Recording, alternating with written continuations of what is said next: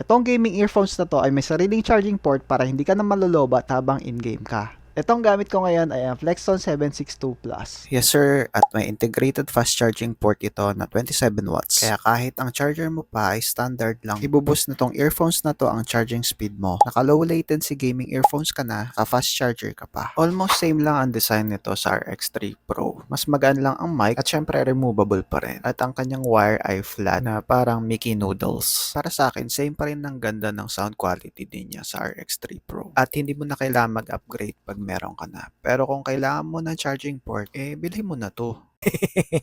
May mute at game button sa gilid. At since detected siya ng Android as USB earphones, enabled ang equalizer, button assignments, at marami pang iba. Kasama sa box ang stickers, carrying case, extra earbuds at clip, manual, mic foam, at ang M762 Plus. Hehe!